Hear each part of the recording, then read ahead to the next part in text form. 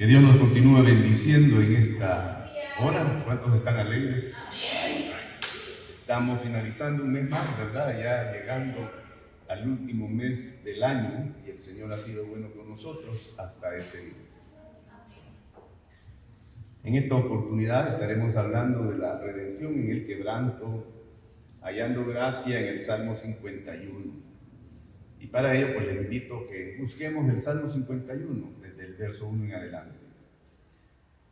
Y dice la palabra del Señor, esta es la Nueva Traducción Viviente: ten piedad de mí, oh Dios, conforme a tu misericordia, conforme a la multitud de tus piedades.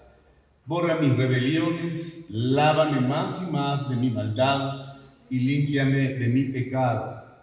Pues reconozco mis rebeliones, día y noche me persiguen. Contra ti y solo contra ti he pecado, he hecho lo que es malo ante tus ojos. Quedará demostrado que tienes razón en lo que dices y que tu juicio contra mí es justo. Pues soy pecador de nacimiento, así es desde el momento en que me concibió mi madre, pero tú deseas honradez desde el vientre, y aún ahí me enseñas sabiduría. Purifícame de mis pecados y quedaré limpio. Lávame y quedaré más blanco que la nieve. Devuélveme la alegría, deja que me goce ahora que me has quebrantado. No sigas mirando mis pecados, quita la mancha de mi culpa. Verso 10. Crea en mí, oh Dios, un corazón limpio y renueva un espíritu fiel dentro de mí. No me expulses de tu presencia y no me quites tu Espíritu Santo. Restaura en mí la alegría de tu salvación y haz que esté dispuesto a obedecerte. Entonces enseñaré a los rebeldes tus caminos y ellos se volverán a ti. Perdóname por derramar sangre, oh Dios, que salva. Entonces con alegría cantaré de tu perdón. Desata mis labios, oh Señor, para que mi boca que pueda alabarte. Tú no deseas sacrificio, de lo contrario te ofrecería uno. Tampoco quieres una ofrenda quemada. El sacrificio que sí deseas es un espíritu quebrantado. Y tú no rechazarás un corazón arrepentido y quebrantado, oh Dios. Mira a Sión con tu favor y ayúdala. Reconstruyes las murallas de Jerusalén, entonces te agradarán los sacrificios ofrecidos con espíritu correcto, con ofrendas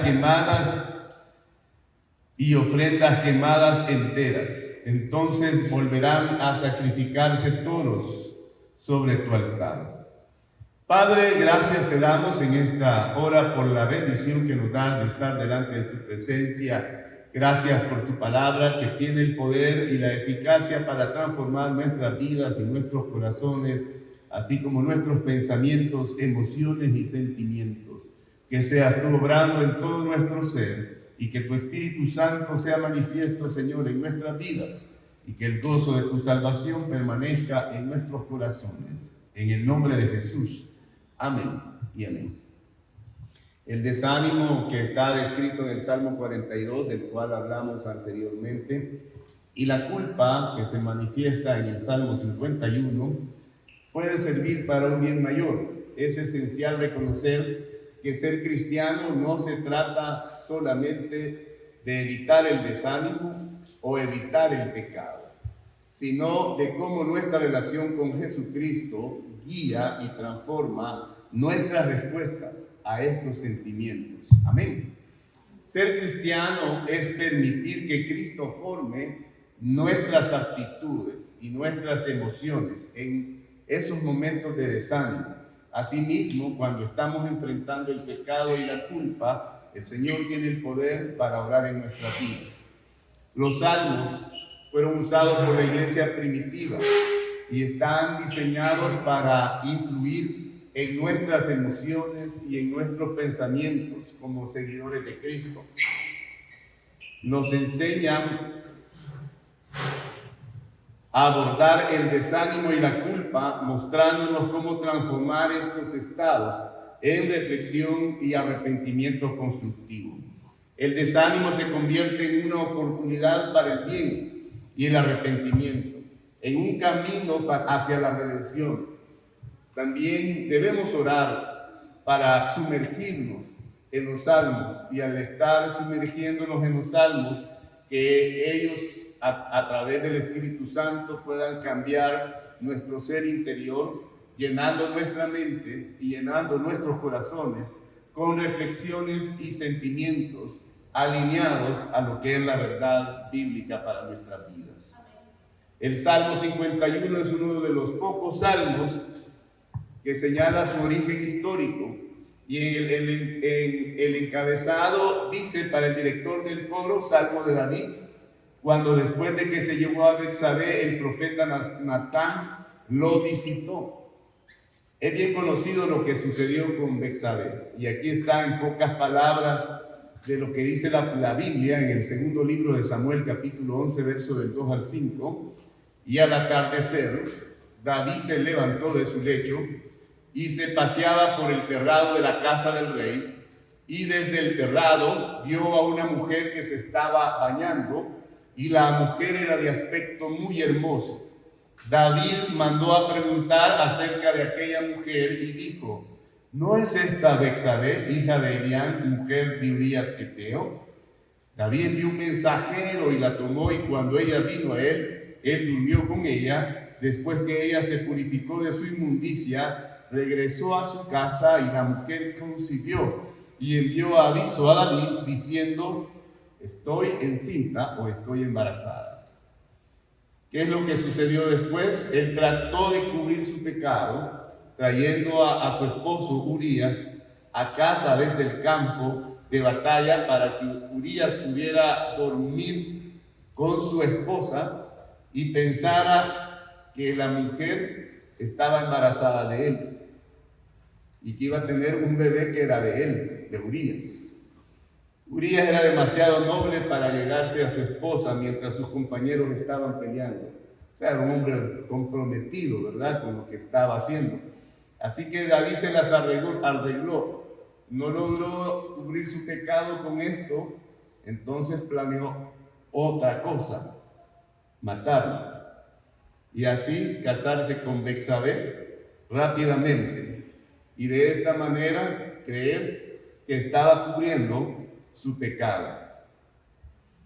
En una de las oraciones más desestimadas de la Biblia, en 2 de Samuel 11, termina con estas palabras: pero lo que David había hecho fue malo a los ojos del Señor. Así que Dios envió al profeta Natán a donde David con una parábola que hizo que David pronunciara su propia sentencia, ¿verdad? El profeta llegó y le contó una historia, y él vino y se puso el lazo del sol. Y entonces Natán dijo: tú eres aquel hombre. Interesante, ¿verdad? Porque somos buenos para juzgar, criticar y condenar a los demás.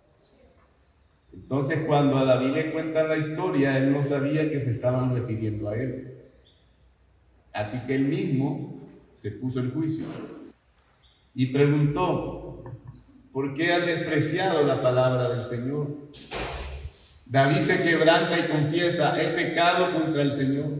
Entonces Natán sorprendentemente dice: el Señor ha quitado tu pecado, no morirás. Simple y sencillamente David reconoció que había pecado. Hasta antes de ese momento David no había reconocido lo malo que había hecho. Pero después que se le cuenta la historia, después que se le dice: ese hombre eres tú, y después que se le pregunta por qué ha despreciado la palabra del Señor, entonces como que a David le cayó el 20 y entendió que había pecado. Las personas cuando pecan están engañadas, creen que están haciendo las cosas bien, están cegadas por el mismo pecado. Pero que es interesante que cuando David pronuncia: he pecado contra el Señor, inmediatamente el profeta le dice: el Señor ha quitado tu pecado, no morirás. Sin embargo, por cuanto este hecho ha dado ocasión para blasfemar a los enemigos del Señor, ciertamente morirá el niño que te ha nacido. Eso lo dice segundo libro de Samuel, capítulo 12, verso del 7 al 15. Todo pecado traerá sus consecuencias. Amén. Dios nos perdona, pero el pecado sí trae consecuencias. El Señor ha quitado tu pecado. Es un escándalo. Urías está muerto. Betsabé fue violada. Porque en el contexto en el que nosotros vivimos, y tal vez al leer la historia superficialmente no entendemos lo que ha pasado, David está viendo a aquella mujer en la casa del general de su ejército, siente atracción por ella, siente deseo de ella y la manda a llamar. Y no es que la mujer va con su propio gusto, dice, aquí estoy, ¿verdad? No, o sea, prácticamente fue abusada, fue violada por David, que era el rey. Entonces, el bebé iba a morir. Y Natán dice, el Señor ha quitado tu pecado, nada más. David cometió adulterio, ordenó un asesinato. O sea, dos pecados ahí, adulterio y asesinato. Mintió, despreció la palabra de Dios y dio ocasión para que blasfemaran los enemigos contra el Señor. Y el Señor quita el pecado. ¿Qué tipo de juez es Dios? Nos podemos preguntar. Usted no va a olvidar simplemente una violación, no. Si fue violada esta mujer, fue asesinado un hombre y hubo mentira. Y entonces, ¿cómo es que Dios quita el pecado? Los jueces justos no actúan así, podría decir alguien. Y quizás podríamos pensar un montón de cosas. ¿Cómo puede un acosador de niños ser perdonado? Podríamos preguntarnos nosotros. ¿Cómo no nos sentiríamos indignados por alguien que haga este tipo de cosas? Y entonces, ¿cómo es que Dios simple y sencillamente dice, tu pecado ha sido quitado? ¿A cuántos Dios les dijo, tu pecado ha sido quitado? Jesús le dijo a aquel hombre, tus pecados son perdonados. ¿Se acuerdan? Aquel hombre que estaba enfermo. Y le dijo, ¿qué es más fácil decir? ¿Tus pecados son perdonados o levántate, toma tu lecho y vete a tu casa? Entonces, Dios es el único que puede perdonar pecados.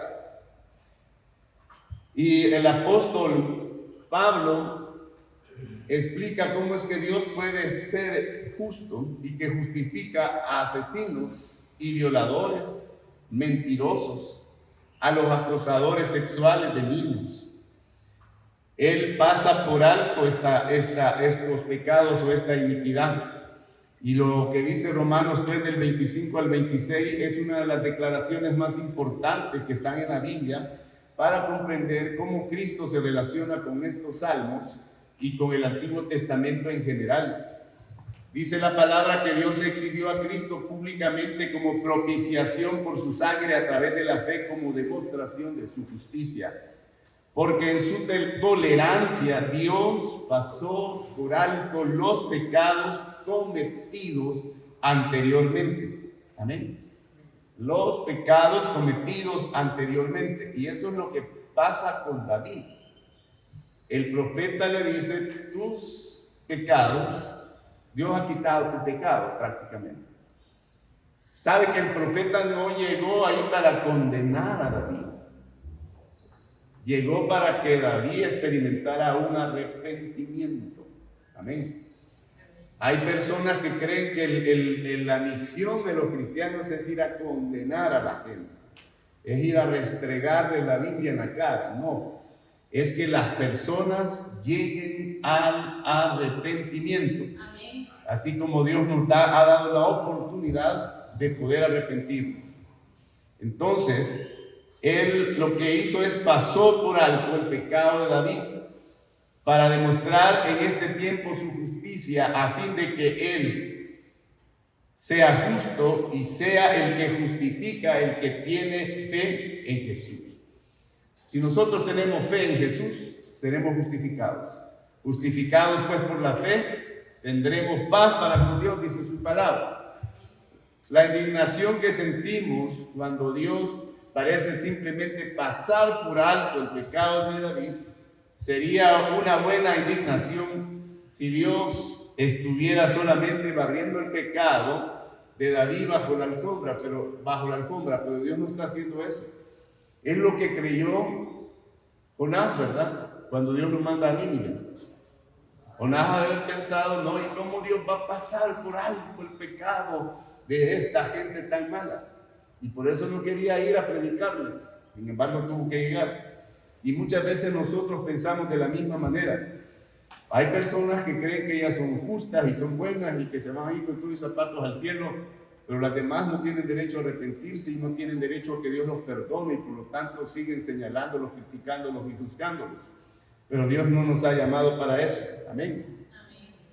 Desde el tiempo de David, siglos adelante de la muerte de Jesucristo, quien moriría en nuestro lugar y también murió en el lugar de David, porque por la fe es que alcanzamos la misericordia de Dios. Por la fe es que alcanzamos la salvación. Por la fe es que nos constituimos en hijos de Dios. Amén, hermanos. En la mente de Dios, que todo lo conoce, nosotros no lo conocemos todo. Dios sí conoce todo.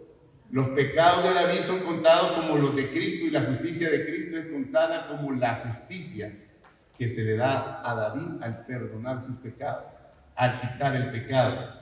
La muerte de Jesucristo es suficientemente indignante y la gloria sustentada de Dios es suficientemente grande. De modo que Dios, vindicando al pasar por alto el adulterio de David y la muerte, o sea, el asesinato y la mentira, lo hace por medio de la justicia de Cristo, así como nos justifica a nosotros. ¿Está conmigo, Dios? Cuando nos apropiamos diariamente del perdón de Dios, entonces vamos a tener esa paz de Dios en nuestros corazones. David es perdonado por su pecado y justificado en la presencia de Dios.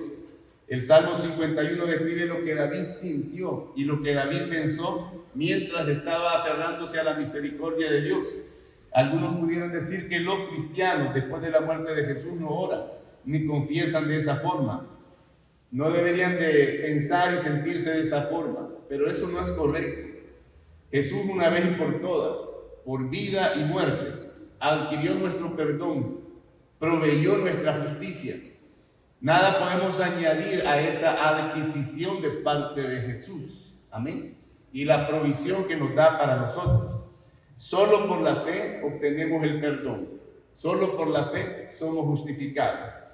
Pero ante la santidad de Dios y la maldad del pecado, es correcto que cada día nos apropiemos y apliquemos lo que Él compró para nosotros, mediante la oración y la confesión delante de Dios.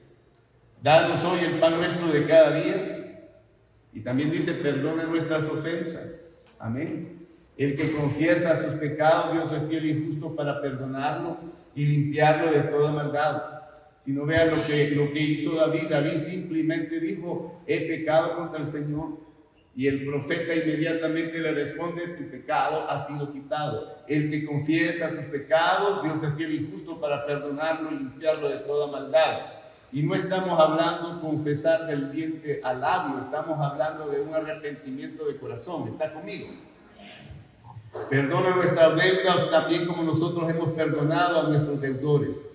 La petición diaria del pan, porque Él ha prometido satisfacer nuestras necesidades. ¿A cuánto Dios le satisface sus necesidades? La oración diaria por el perdón, porque Él es totalmente adquirida y asegurada con la muerte de Cristo. ¿Cuál es la respuesta de David a su pecado? En el Salmo 51 es la forma en que piensa y siente la gente de Dios con relación a los horrores de su propio pecado. Y este es un salmo que trata acerca de cómo nos sentimos correctamente aplastados por nuestros pecados. Si usted no siente la carga cuando ha pecado, ahí falta algo, ¿verdad? Dios tiene que hacer algo, Dios tiene que obrar en el corazón. Y ahí hay algunas respuestas que podemos encontrar en la Biblia de lo que David hace. Se vuelve hacia Dios, dígale que está cerca, tenemos que volvernos hacia Dios. se vuelve a su única esperanza, la misericordia y el amor de Dios. Ten piedad de mí, oh Dios, conforme a tu misericordia, conforme a lo inmenso de tu compasión. Borra mis transgresiones. Ten piedad, conforme a tu misericordia y conforme a tu inmensa compasión, está diciendo David. Y es lo que Dios ha prometido en el libro de Éxodo, capítulo 34, versos 6 y 7. El Señor, Dios compasivo y clemente, lento para la ira y abundante en misericordia y en verdad. El verso 7, el que guarda misericordia a millares, el que perdona la iniquidad, la transgresión y el pecado, y que no tendrá por inocente al culpable. David sabía que había culpables que no serían perdonados, y había culpables que por alguna misteriosa obra de redención no serían tenidos por culpables, serían perdonados. ¿Cuánto dan gracias a Dios por eso? Y el Salmo 51 es su manera de aferrarse a este misterio de la misericordia. Sabemos más que David acerca del misterio de esta redención. Conocemos a Cristo, pero nos aferramos a la misericordia de la misma forma que David lo hizo. Lo primero que hacemos es volvernos indefensos hacia la misericordia y hacia el amor de Dios. Volvernos indefensos hacia Cristo. Sin el Señor no podemos hacer nada. Sin Cristo no somos nada. Separados de Él, nada somos. Amén.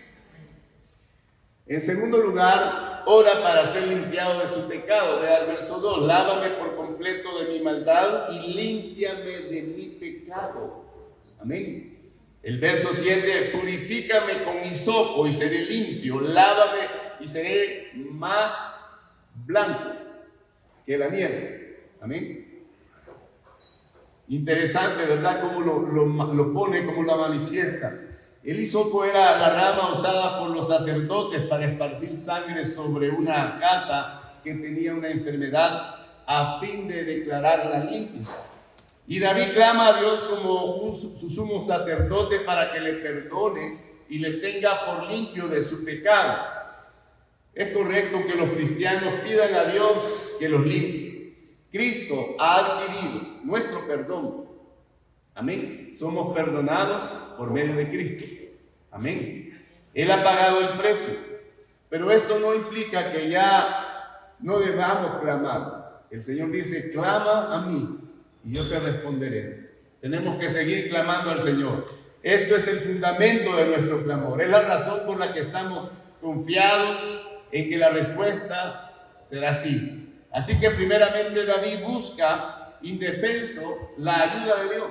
Amén. Totalmente se rinde a Dios. Ora para que Dios en su misericordia le perdone y le limpie. En tercer lugar, él confiesa la seriedad de su pecado. David confiesa cómo es que ha pecado, ¿verdad? Extremadamente, y que ese pecado es extremadamente serio. Dice que no puede sacar el pecado de su mente. Está incrustado en su conciencia. Amén. Porque yo reconozco mis transgresiones, dice, y mi pecado está siempre delante de mí, siempre delante suyo, corriendo y no se puede detener. Dice que la inmensa pecaminosidad de su pecado es contra Dios. ¿Cuántos creen que cuando pecamos, pecamos contra Dios?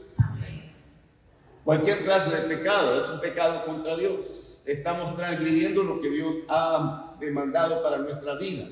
Natán había dicho que David había despreciado a Dios y había provocado la blasfemia contra su palabra.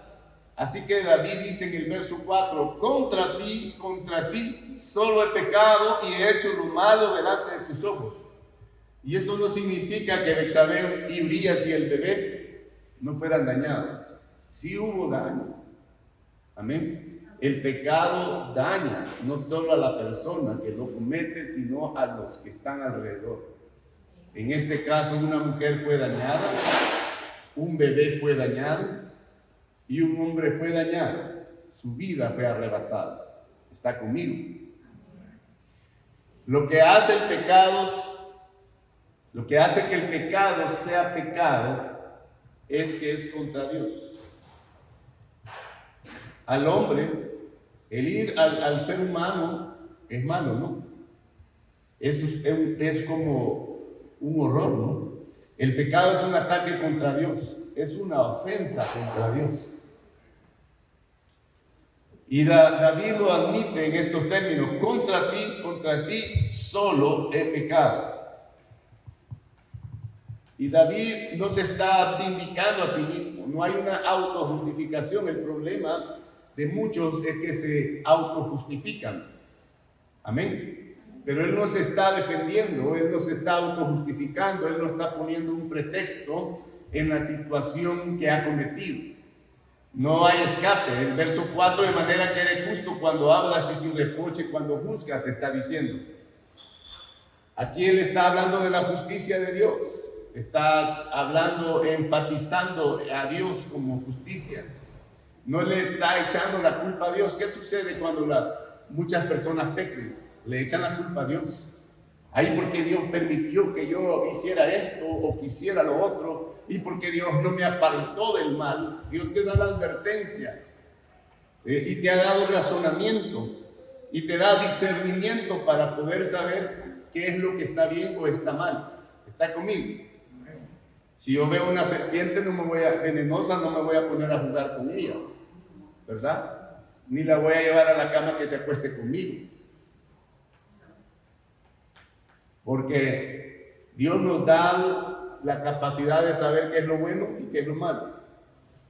Y entonces no es que Dios nos hace pecar, está conmigo. Y David no le echa la culpa a Dios, no le echa la culpa a otros.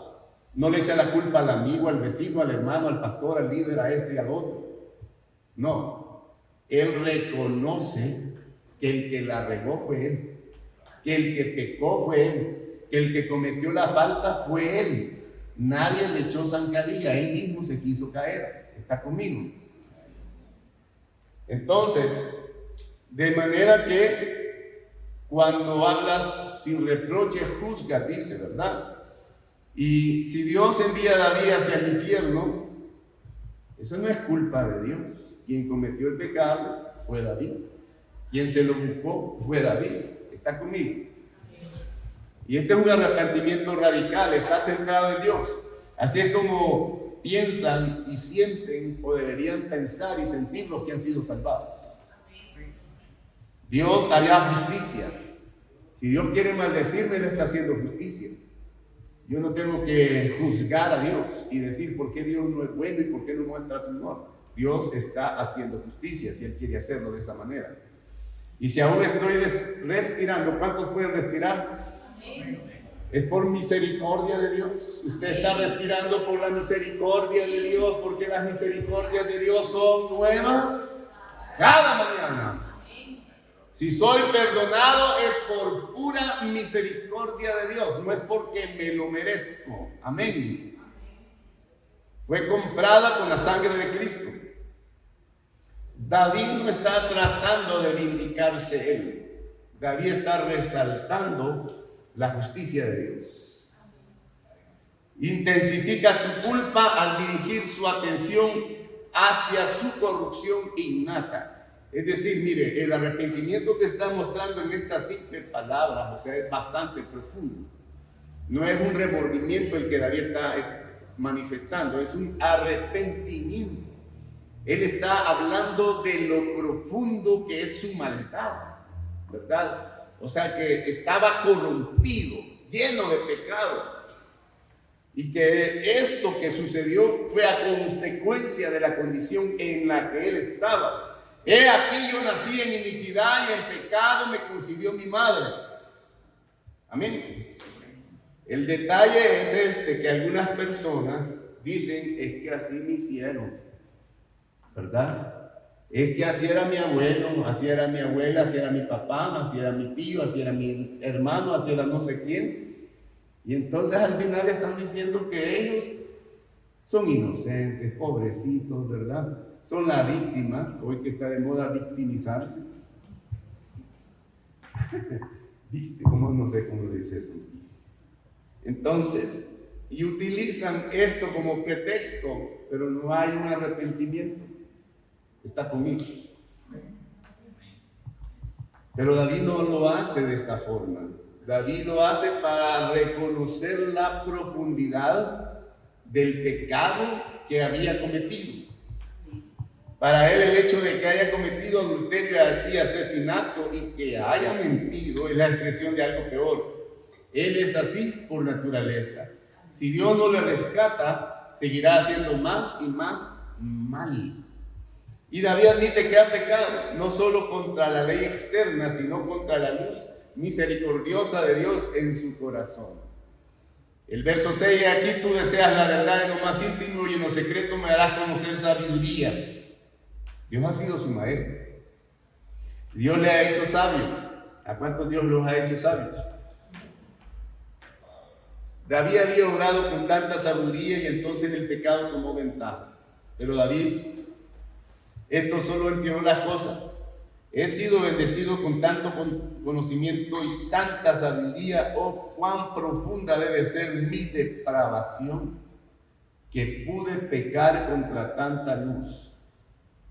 Está reconociendo. ¿Cuántos han sido bendecidos por Dios? Amén. Amén.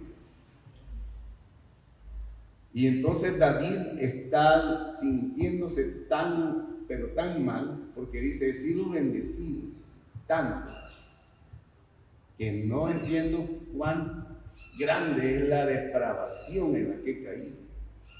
O sea, no reconocer la bendición de Dios, no ver la misericordia de Dios, no ver la bondad de Dios. Amén. O sea, no es porque Dios no lo había bendecido, no. Es porque él cayó en tanta depravación que dejó de ver la bendición de Dios. Así que aquí hay algunas formas en que David está expresando esto y se une al profeta Natán y a Dios al condenar su pecado y confesar las profundidades de su corrupción. No se pone a discutir, no se pone a decirle a Natán, vaya, ¿y vos quién sos para venirme a decir a mí? ¿Verdad? O a mí nadie me tiene que decir nada. O quién es Dios, ¿verdad? No se pone ni a juzgar al profeta, ni a juzgar a Dios, ni a echarle la culpa al profeta, ni a echarle la culpa a Dios. Está conmigo. Él ora pidiendo renovación, diga conmigo renovación. Renovación. Después de verse desamparado hacia la misericordia de Dios y orar por perdón para ser limpiado y luego de confesar la profundidad y la grandeza de su pecado y de su corrupción, David pide más perdón. Más que perdón. Pide ser renovado. No solamente perdonado, no lo vuelvo a hacer, no. Él pide ser cambiado, ser renovado. Amén. Porque está apasionadamente comprometido por ser cambiado por Dios. ¿Cuántos quieren ser cambiados por el Señor? Amén. Y aquí hay algunas formas en que derrama su corazón para ser cambiado. El punto principal es, la gente perdonada está comprometida por ser cambiada por Dios. Los adúlteros, los asesinos, los mentirosos, los que acosan sexualmente a menores, detestan lo que fueron y van a Dios buscando ser cambiados por Él. Yo a veces escucho testimonios extraordinarios, pero lamentablemente cuando los estoy escuchando veo que la gente se jacta del pecado que ha cometido y no está comprometida en ser renovada por Dios. Pero uno dice, yo era tal cosa y hacía esto, pero lo dicen con una gran emoción y como que desean volverlo a hacer, y ese es el problema. Sin embargo, en David vemos un profundo arrepentimiento al hecho de estar comprometido para que Dios lo cambie. Amén. Y no se trata de llorar y de hacer un espectáculo ahí, ¿verdad? Ay, pobrecito, ¿verdad? Mire cómo se puso. No. Hay algo dentro del corazón que está demostrando esto. Está conmigo. Y él ora para que Dios le confirme su elección. No me eches de tu presencia y no me quites de no quites de mí tu Santo Espíritu, le dice el Señor. Los cristianos que están elegidos y están seguros en la soberana gracia de Dios dicen no deberían orar así, porque ello implicaría que se puede perder la salvación, dice alguno. Pero ¿y por qué David lo hace? Cuando David ora y cuando nosotros oramos deberíamos decir: no me eches de tu presencia y no quites de mí tu Santo Espíritu. En otras palabras, no me trates como si no hubiera sido elegido. No permitas sentirme como aquellos de Hebreos capítulo 6, quienes solo probaron el Espíritu Santo.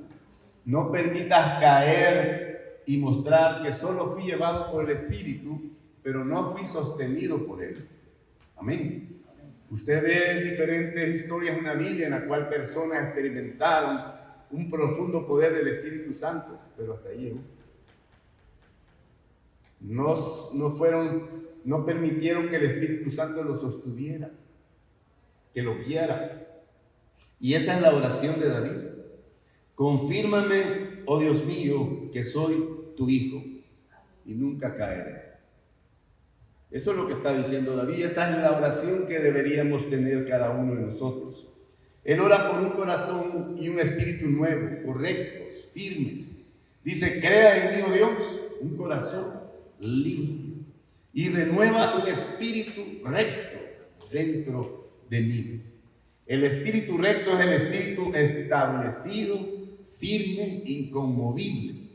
Y él quiere acabar con todo tipo de inestabilidad que acaba de experimentar. Diga conmigo: inestabilidad. Y ¿sabe qué? Ora por el gozo de la salvación de Dios y por un espíritu que gozosamente desea seguir la palabra de Dios. Ser generoso con las personas en lugar de desear explotar a las personas. Eso está de moda hoy, ¿no? Explotar a los demás. El verso 8: hazme oír gozo y alegría, que se regocijen los huesos que has quebrantado. Hazme oír gozo y alegría.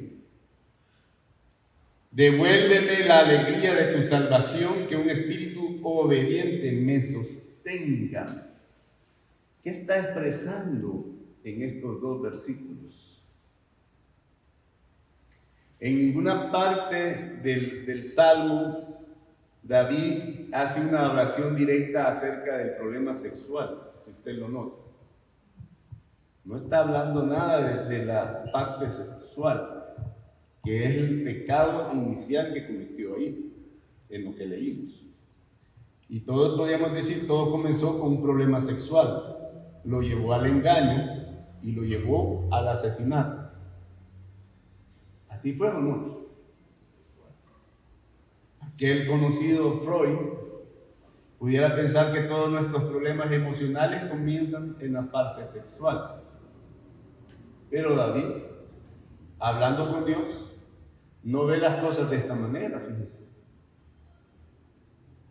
Porque el pecado sexual es el síntoma, no es la enfermedad. Está aquí. Usted tiene calentura. Está hablando físicamente. Ese es un síntoma, un signo. Se le elevó la temperatura, pero el problema es que hay alguna infección o hay otro problema que usted está teniendo. Amén. Le duele la cabeza, le puede doler por cualquier cosa. Le duele el estómago, le puede doler por cualquier cosa. Entonces hay que ver qué es lo que está pasando. Y por eso es que no está rogando por la abstinencia sexual. No está pidiendo para que los hombres les justifiquen. No, hombre, si todos hacen lo mismo, ¿verdad? Pudiera haber dicho: vale, ¿cuántos de los que están aquí nunca han hecho esto, ¿verdad? O han cometido este pecado? No, no está viendo que lo justifiquen, o sea, porque está viendo más allá. ¿Está conmigo? No está orando para proteger sus ojos o para tener pensamientos libres de deseos sexuales, porque sabe que el pecado sexual es un síntoma, no es la enfermedad. Las personas dan lugar al pecado sexual porque no tienen la plenitud del gozo y la alegría de Cristo en sus corazones. Por eso él dice, vuélveme el gozo, vuélveme la alegría. O sea, había perdido eso. Su espíritu no está firme y estable. Hay una inestabilidad en su corazón. Son inconstantes.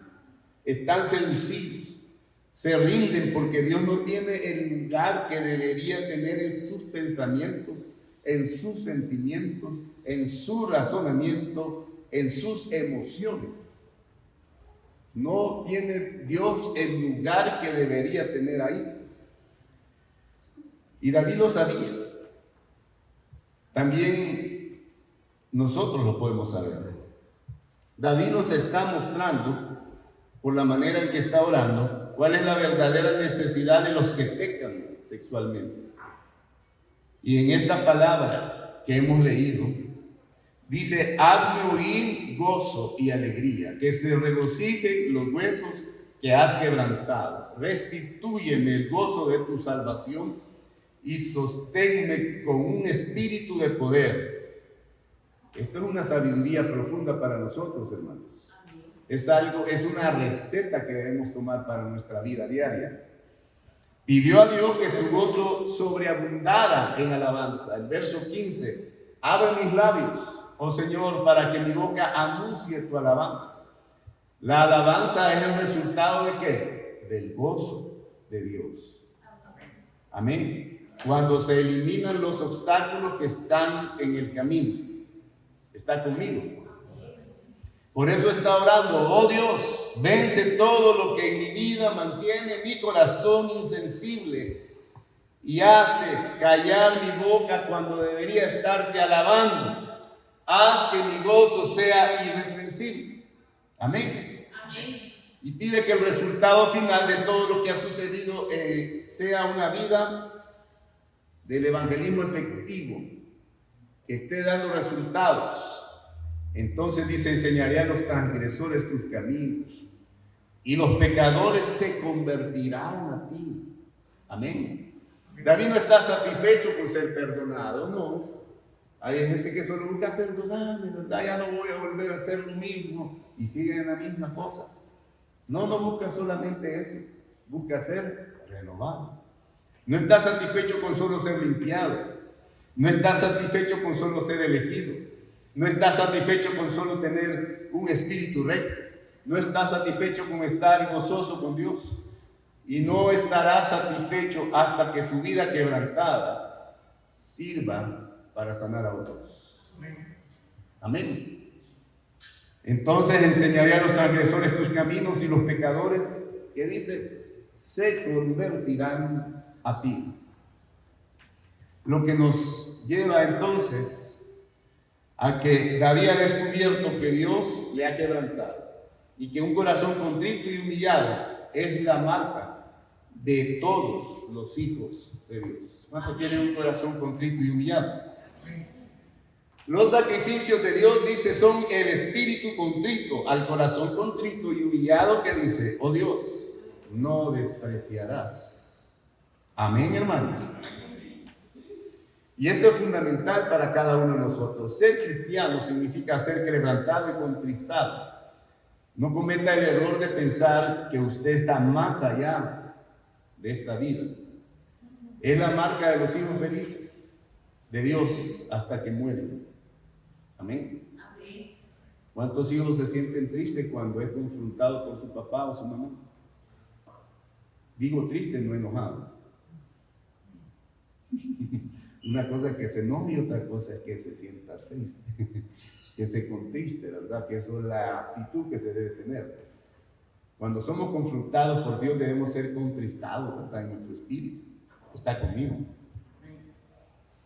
Para poder ser felices.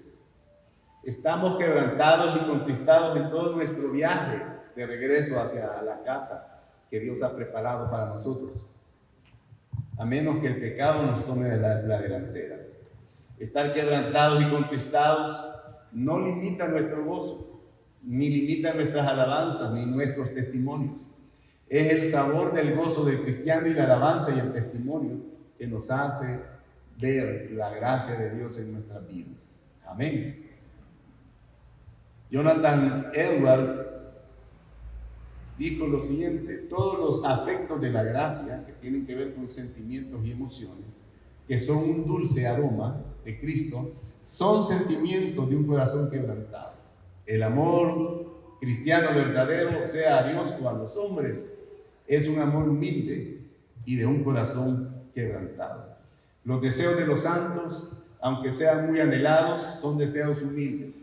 Su esperanza es una esperanza humilde y su gozo, y aún cuando es inefable y lleno de gloria, es el gozo humilde de un corazón quebrantado. Amén. ¿Qué podemos aplicar de esta palabra para nosotros? Tener una confesión sincera. Al enfrentar la culpa, debemos seguir el ejemplo de David en el Salmo 51. Reconocer nuestras faltas ante Dios abiertamente y sin excusas. Amén. Buscar la misericordia. Clamemos por la misericordia y la gracia de Dios para la limpieza de nuestros pecados, confiando en su amor inagotable. Restauración espiritual. Solicitemos a Dios un corazón puro y un espíritu renovado, buscando esa transformación más allá del perdón. Y otra cosa que podemos aplicar es una adoración auténtica. Amén. Debemos permitir que esa gratitud por el perdón se exprese en una adoración genuina y alabanza a Dios. También un testimonio viviente, hermano. Use su experiencia de redención para guiar a otros hacia los caminos de Dios. Convierta su testimonio en una herramienta para el cambio en la vida de otros. Amén. Usted no diga, si es que yo me convertí cuando era joven y no tenía ningún pecado. Todos hemos pecado y hemos sido destituidos de la gloria de Dios. Y hemos experimentado el perdón, el amor y la misericordia de Dios. Tenemos que tener una contrición continua. Mantengamos un corazón humilde y contrito, sabiendo que es lo que Dios no desprecia. Y es donde encontramos el gozo en el Señor. Yo voy a invitar a que nos pongamos en pie en esta hora. Padre amado, te damos la gloria y la honra. Gracias por mostrarnos a través de David en el Salmo 51 cómo se manifiesta tu misericordia y tu gracia y cómo debemos reaccionar cuando hemos pecado. Cómo debemos contristarnos y reconocer la profundidad de nuestra falta, de nuestros pecados delante de ti, para tener el gozo de tu salvación, esa alegría en nuestro espíritu, esa renovación en nuestra mente, en nuestros sentimientos, emociones y en todo nuestro ser, Dios. Señor, que aquellos que están pasando por alguna situación y que se han desviado a causa de que no estás siendo el número uno en sus vidas, no estás ocupando el primer lugar en sus emociones, sentimientos, pensamientos, razonamientos, y no están experimentando esa alegría de tu espíritu, ese gozo de tu salvación, y se han desviado y están cometiendo faltas, puedan experimentar lo que David experimentó, ese profundo pesar por las faltas que había cometido, y tengan la certeza de que al confesar tus pecados, tú eres fiel y justo para perdonar y quitar toda maldad en el nombre de Jesús. Cúbrenos con tu gracia, oh Padre. Cúbrenos con tu presencia. Levántanos con tu espíritu, Dios. Llénanos con tu gracia, con tu amor y con tu misericordia. En el nombre de Jesús. Levante su corazón al Señor. Deje que ese óleo de gracia descienda en su vida, descienda en su corazón. Se ha estado experimentando posiblemente tiempos de ansiedad, de preocupación o de alguna situación que ha estado quitando la paz en su vida, ríndase en esta hora a Dios. Ríndase a la presencia de Él y permita que el Señor le levante con poder y gloria, que pueda traer esa paz que sobrepasa todo entendimiento y el gozo de su presencia esté llenando su vida, llenando su corazón en este instante, en el nombre de Jesús. Aleluya. Adoremos al Señor.